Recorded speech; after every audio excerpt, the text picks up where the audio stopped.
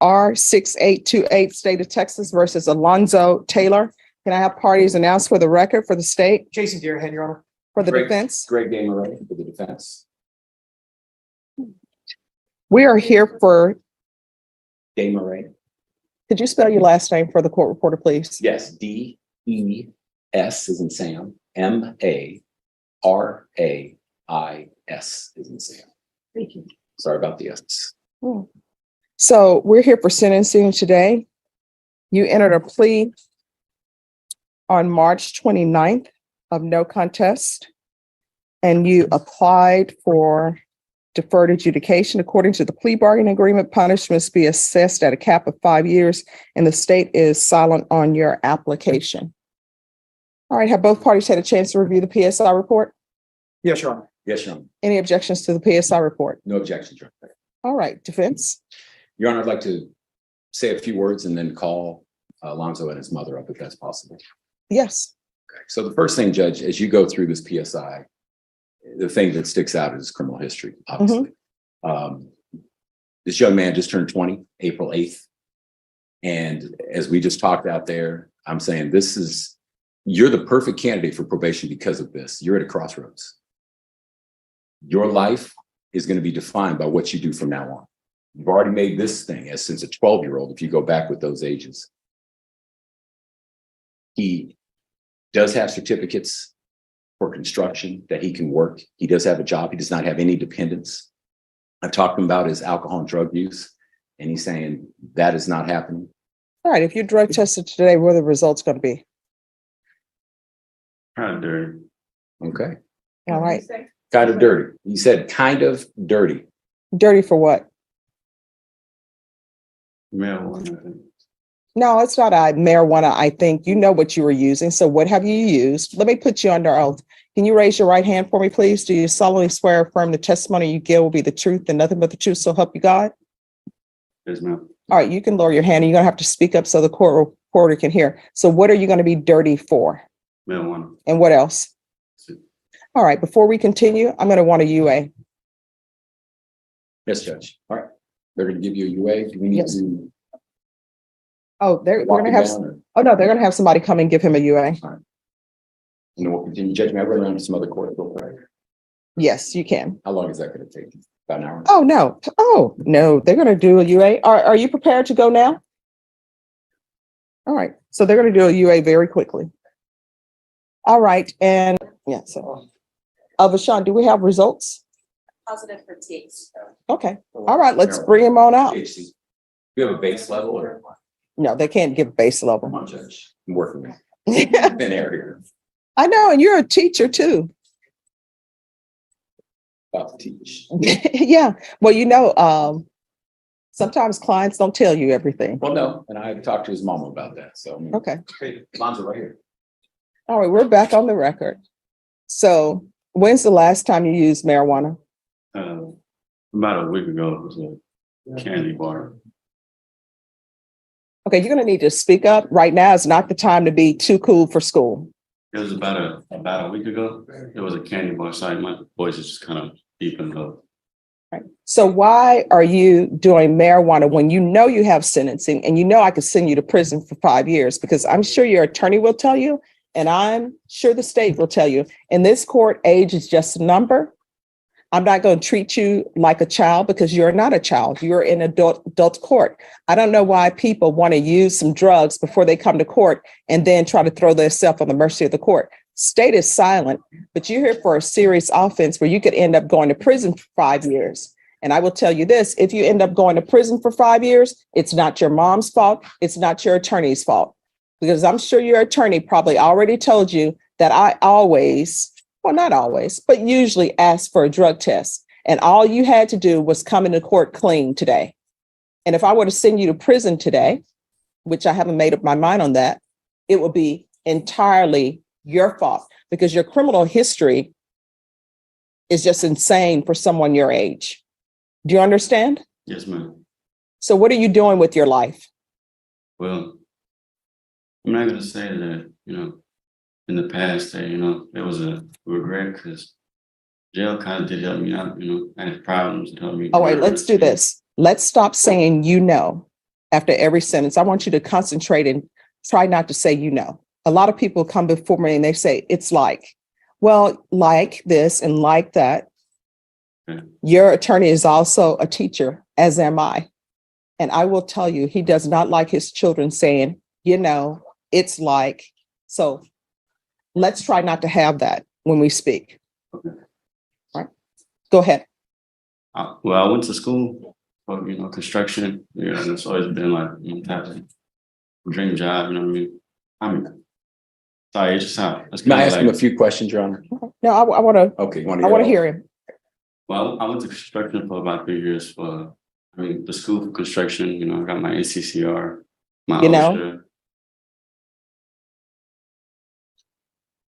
See, it's hard. And I'm doing this not to make fun of you, but you have to learn how to speak, not like you speak with your friends, because this is a professional setting. And when you go do job interviews, people are not going to want to hear, it's like, you know. So concentrate on not saying those things.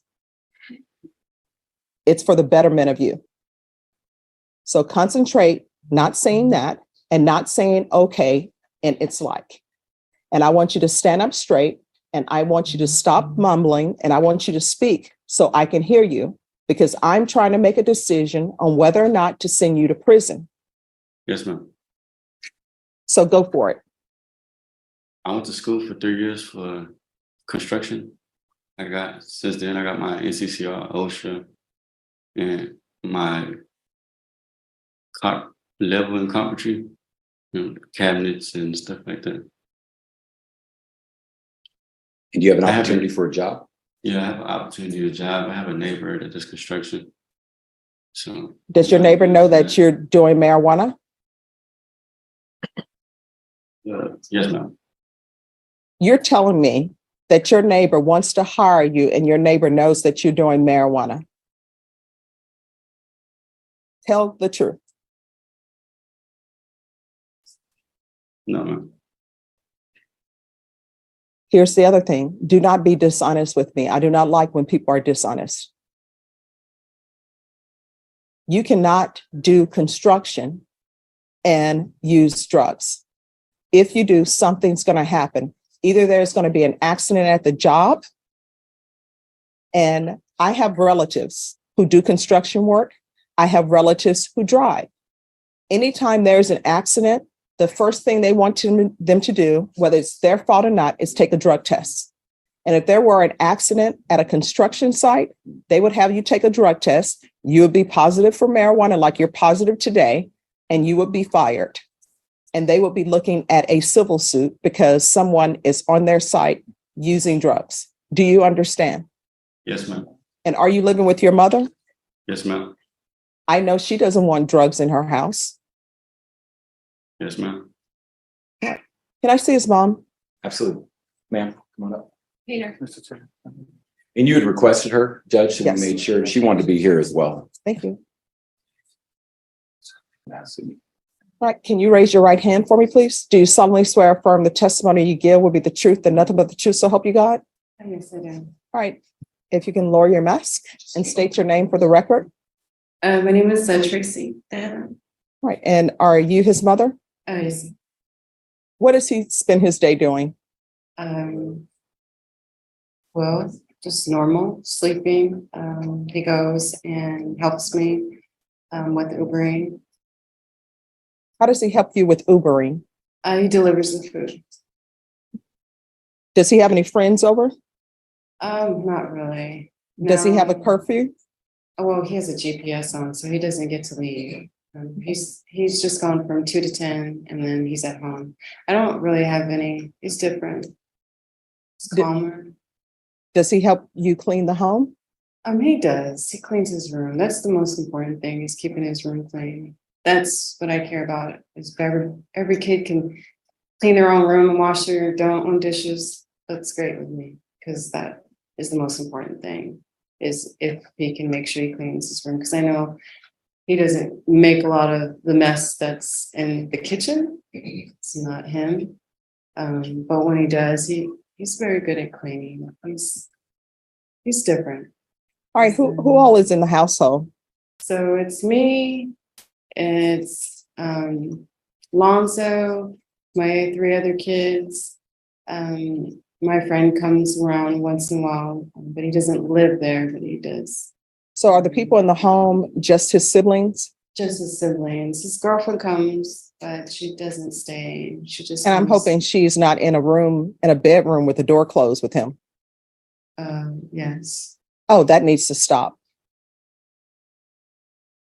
I don't know how parents do it today, but what I can tell you in my household, when I was growing up, number one, there were no boys in bedrooms.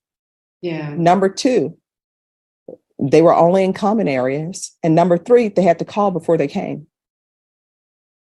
Very And when my grandmother would babysit me, my aunt had a boyfriend to come over. And you know what ended up happening? He overstayed his welcome. And you know what my grandmother told him? No one is going to come into my home and try to outsit me. And she put him out from the common area. Now, he hung around and now he and my aunt have been married for like 30 years. So I guess he was like, I'm going to take what your grandmother is dishing out. But he should not be in a bedroom with a door closed with his girlfriend. You know why? Because one, he's not ready to have a child because he's using marijuana. He has all this criminal history. And any mother who would allow a girlfriend to see someone with the baggage he has when he doesn't have his life in order, I question that mother. And he may end up improving his life, but the way his life stands right now, it's chaos. It's chaos with the GPS. It's chaos because he's looking at 5 years prison. And you have some girl coming over in his bedroom with the door closed. That equals possibility of children. And are you ready to be a grandmother from him? No, they both take care of themselves to the point where they are No, not having no, they any don't. kids. They're young. And young children tend to do dumb things, whether they have been raised by Mary Poppins or not. They still do dumb things. And I'm just going to be honest with you, right? I don't understand how parents allow children who are not married to come into their home and treat their home, as my grandmother used to say, like a hotel motel. That should not be happening. And you know why? Because it sets a bad example for his siblings. And then your home becomes a hotel motel. The only difference is they don't have to pay for it. Very true. So that needs to stop. Do you understand? Yes, I understand. All right, thank you. Thank you. Thank you. All right, here is your choice. I can give you deferred adjudication. If I give you deferred adjudication, if you are revoked, you're going to be looking at 10 years in prison. Or I can send you to prison for 2 years and you will be done. Which would you prefer? Adjudication. Right. And what I can tell you is Deputy Laura tells me all the time that she doesn't know how people do probation in this court, because probation in my court is difficult. Because if I give you probation, I want you to be rehabilitated. Do you understand? Yes, ma'am. All right, the court is going to sentence you to 5 years deferred adjudication. There's a $1,500 fine that will be probated. There's to be proof of employment within 30 days. There's to be no employment as a home health care provider or with minors. There's to be regular reporting by Zoom or in person. Regular UAs. I'm going to want him tested for levels. Those levels have better start going down. You understand? Yes, ma'am. And is this girlfriend you have, is she using as well? No, ma'am. Another reason why she shouldn't be with you. It sounds like she doesn't use drugs, but you do. And then you have these criminal cases and you just been placed on deferred for felon in possession of a weapon. You need to ask yourself, why is she with me? And if it's because she sees something in you, you need to ask yourself, what does she see in me? And the fact that she's taken a chance on you, you need to start doing better. He's going to remain on GPS. I'm going to want a curfew. The only exception to the curfew is if he's at work. So he's going to be in the home by 8 p.m. And if he's not working on weekends, he is to remain at home on the weekends. So there will be no partying for you. Your Honor, if I may. So the construction job with his neighbor that he was talking about, he was saying that, how is that going to work with GPS? Because I don't know if that person, well, that's what we need to find out. We need to talk to him and see if he can arrange a schedule. The problem they have with the GPS, it's on a school campus and they go around military bases. Mhm. And they do the routes.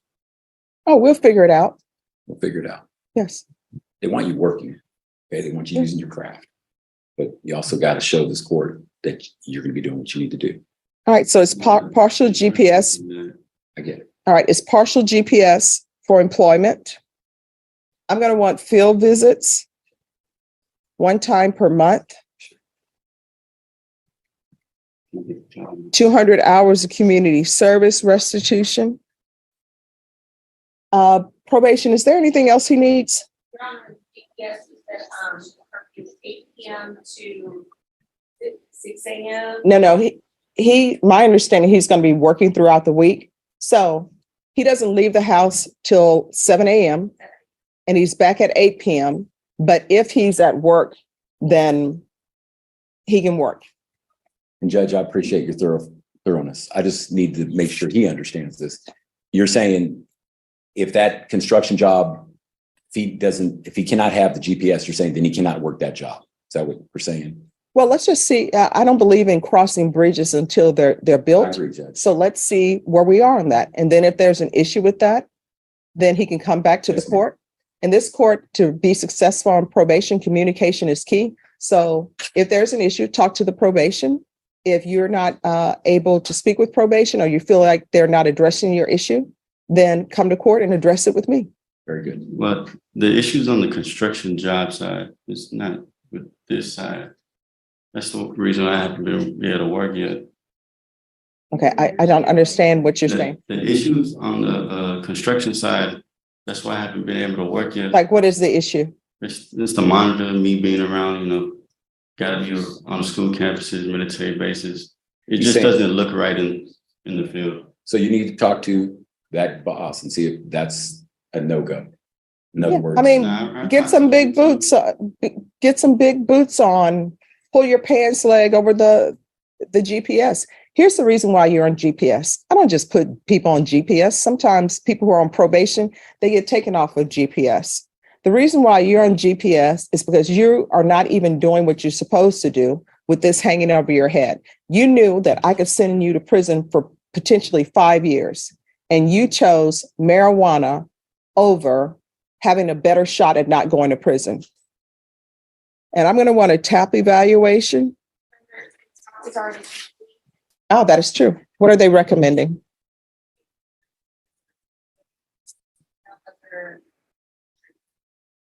All right. What I'm going to do with you, I'm going to want 90 sober meetings in 90 days. And those are all over the city. You understand? Yes, ma'am. Are you able to stop using marijuana or you need some type of intervention? Be able to stop. All right. Probation. Is there anything else? Is there anything else you need from the court in order to be successful? Speak now or forever hold your peace. I'm concerned about the job. It's kind of my dream job. No, wear long pants. And I've said it. I'm going to say it again. And maybe the marijuana is clouding your mind. But this is what I'm telling you. Wear long pants. Wear bigger boots. If there's another issue where the construction job is saying you cannot wear GPS to work this job, then that means that bridge has been built. Your attorney can come back to me and we can address it. But if they are saying that construction, you can't have that with construction, you're going to need that person to come into court or either do an affidavit with your attorney or directly speak to your attorney to say construction cannot be done with this. Do you understand? Yes, ma'am. All right.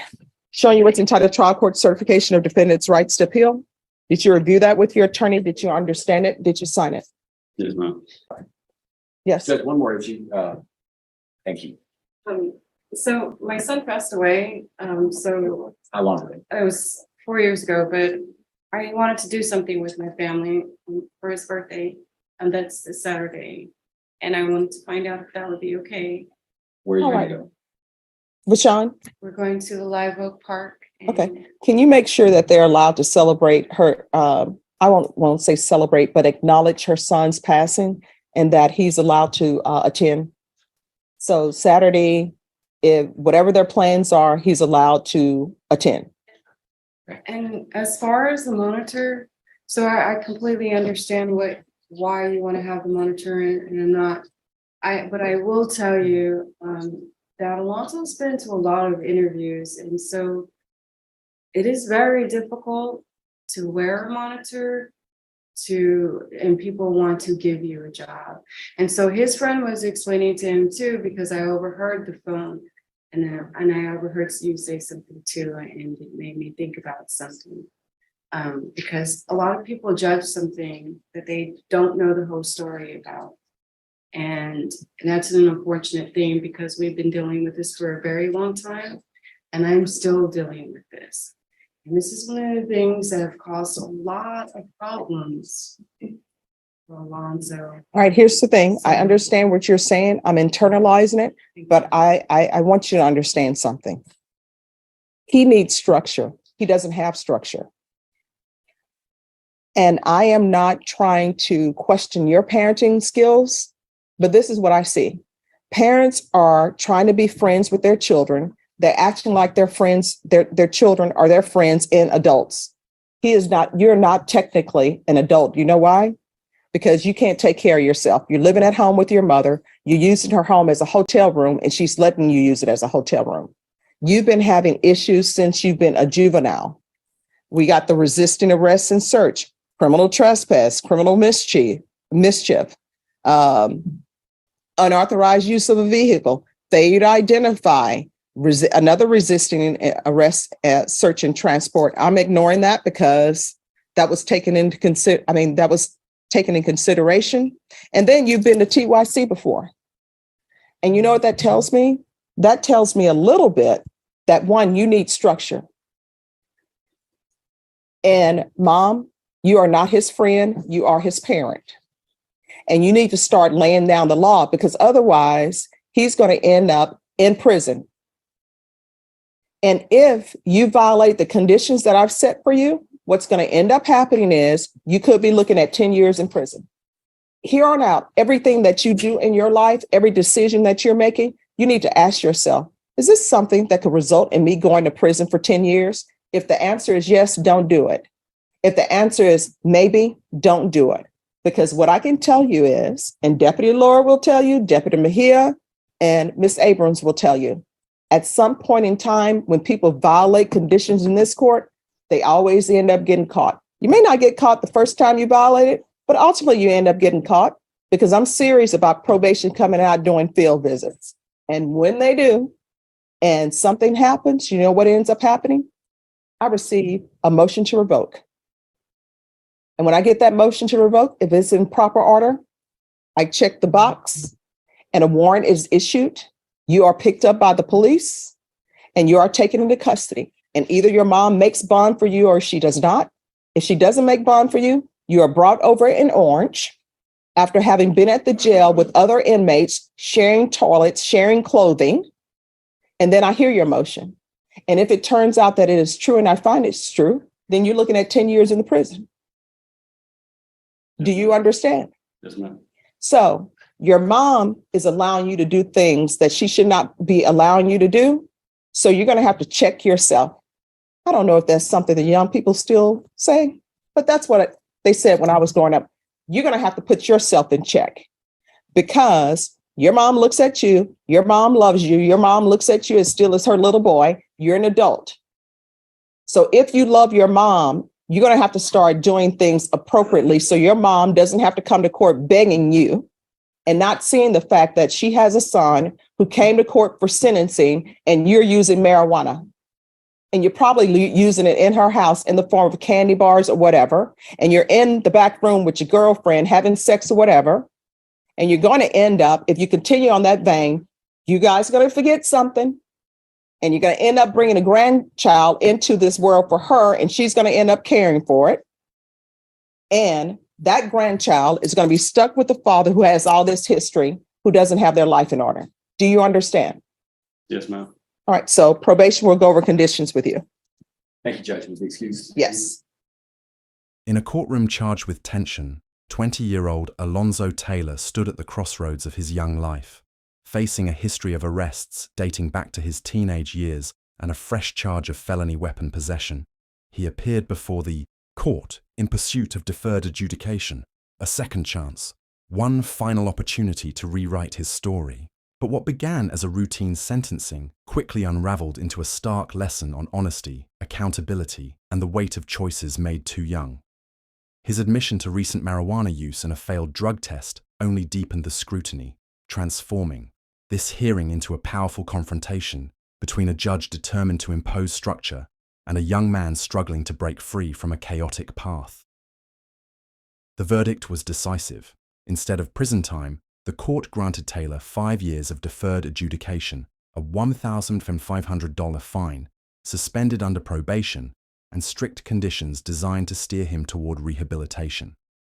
These include GPS monitoring, an 8 p.m. curfew, 200 hours of community service, mandatory sobriety meetings, and regular drug testing. A lenient ruling on the surface, but a heavy sword looms overhead.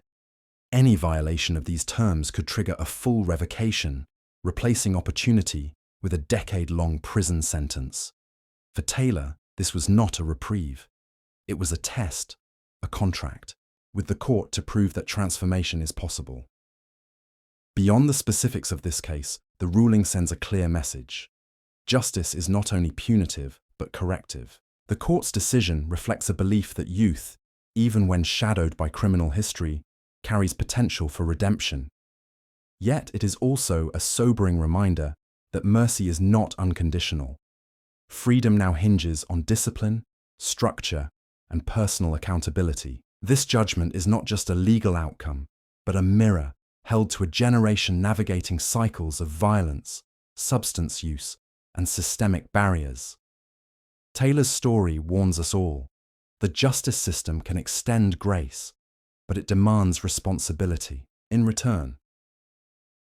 So, what do you think? Was this a fair balance between justice and rehabilitation, or a gamble that could backfire if Taylor fails to change course? Does this sentencing represent hope for reform, or a warning shot for anyone standing at a similar crossroads? If this case left you thinking, join the conversation. Share your thoughts below, like this video if you believe these stories deserve to be told, and subscribe for more in-depth courtroom analysis. Every verdict tells a story. This one is about the fragile line between second chances and consequences.